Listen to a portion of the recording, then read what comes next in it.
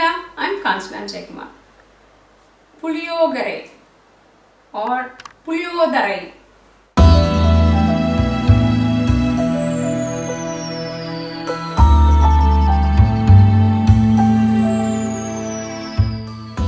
There are different pronunciations and accents for this word, but whatever it is, the dish is going to be a yummy dish. It's going to have the tanginess of tamarind.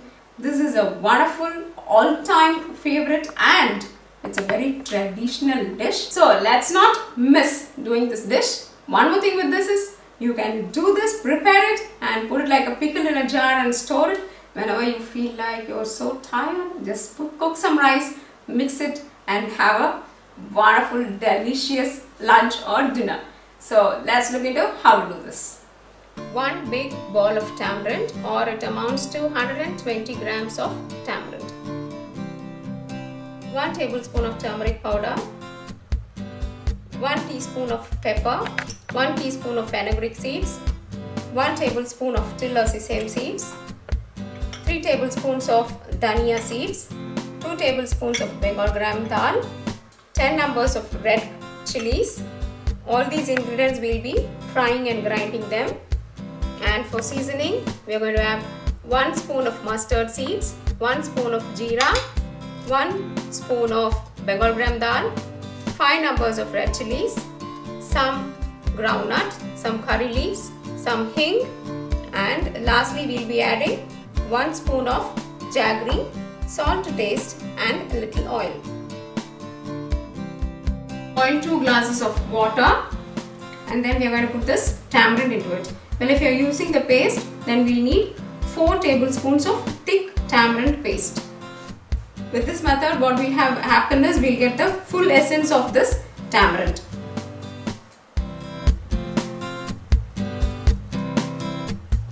Cover this and leave it for 15 minutes. Meanwhile, we can dry roast and grind the other ingredients. Heat a pan. Let it be in medium flame. And then let's add the Bengal gram dal. We are not adding any oil. We are going to just dry roast them. Now look at this. There is a mild change in the color. So this is roasted well. Let's remove it now. Next, let's drop the coriander seeds or dhania seeds. Just within 2 minutes, the coriander seeds or dhania seeds are roasted well. We can remove them now. The sesame or till seeds. Till seeds will usually get roasted very quickly, so be careful. Once they start spluttering, you can remove them. Let's add the fenugreek and peppercorns. Pepper will also start bursting, so you should be very careful. A mild change in color, mild roast is sufficient. At this stage you can add the red chilies.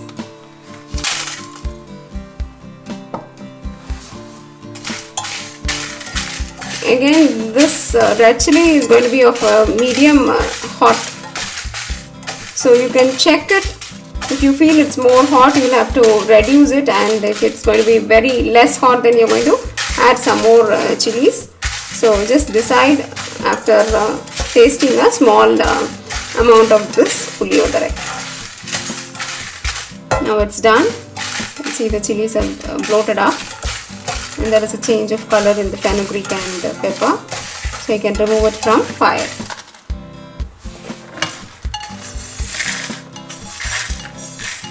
To the same pan, heat some oil. Gingerly oil is preferable, but if you are not able to get that, then you can use any oil of your preference. Let's put the mustard seeds and allow it to splutter. Then add the cumin or jeera seeds.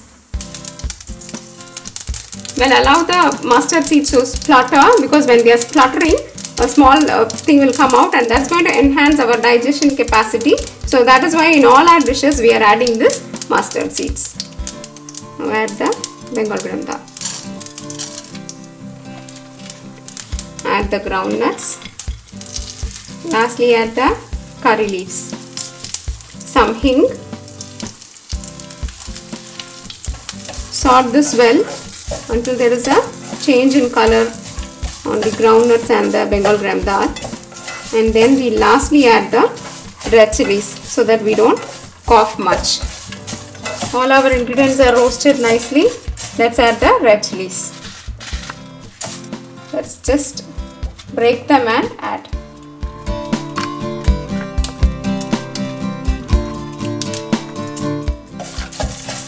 Just saute it for a minute and then add the tamarind juice or tamarind water what we have done.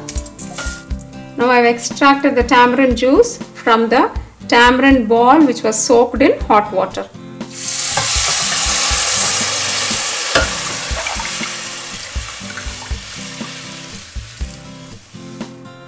Let the stove be in a medium flame. Now add the turmeric powder. Now this has to be covered and cooked well for next 15 to 20 minutes. When you're covering it, cover it up with a splatter guard or use any other plate which has some holes for the steam to escape. Let this keep boiling. Meanwhile, we'll grind the dry ingredients. Now I would like to share one more idea with you. I will also microwave these ingredients. So I just tried both ways. So other ways, just microwaving these ingredients. If you see my bisibelabath dish, you will see that I have just placed them round in a microwavable plate and we have roasted them. As mentioned, you can remove the red chilies, fry all these in the microwave, and then lastly for the last minute you can add the red chilies so that you don't get a cough. Now let's make a coarse powder out of these dry ingredients.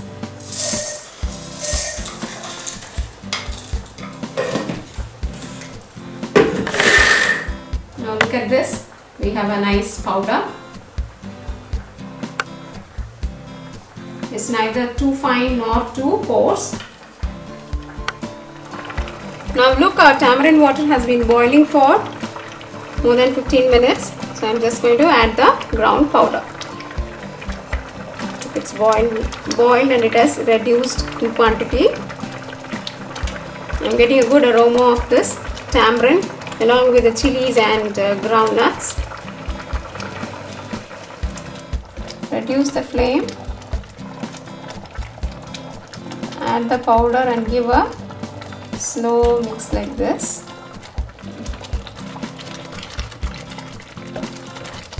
Now after mixing this well, just add the required quantity of salt.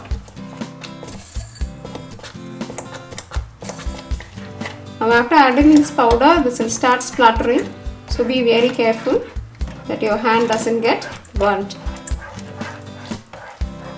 Now again, I would like to give one more tip about this jaggery. The jaggery is not just to enhance the taste alone, but on health grounds, if you see any sour vegetable or fruit will have a small quantity of acidity in it.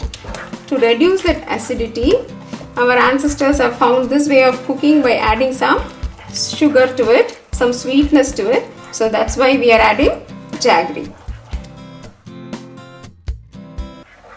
Now add the required quantity, 2 to 3 tablespoons of oil, and keep it in low flame for another 10 minutes or until the oil oozes out.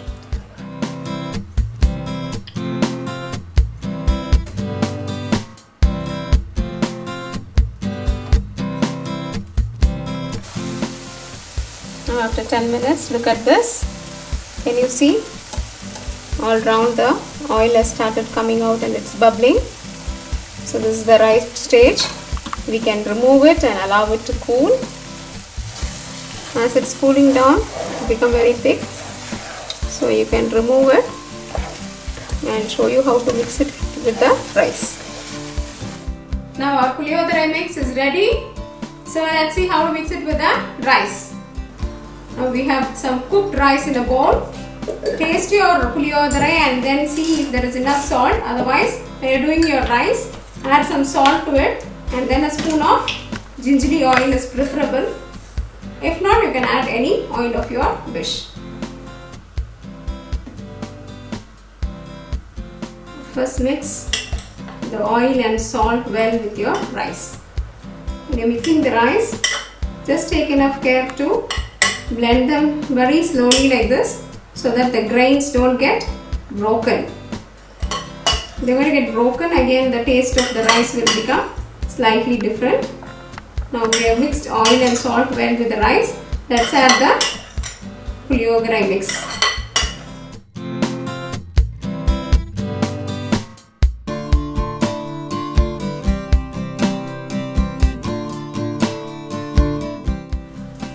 Taste and see, and keep adding your mix until you feel you get the right taste of tanginess, slightly sour, a bit of spice, and some sweets somewhere, a hidden sweet in it. So it's going to be a lovely, wonderful rice. This will not get spoiled even if it is not inside the fridge. You can take this rice and travel for at least the next 24 hours.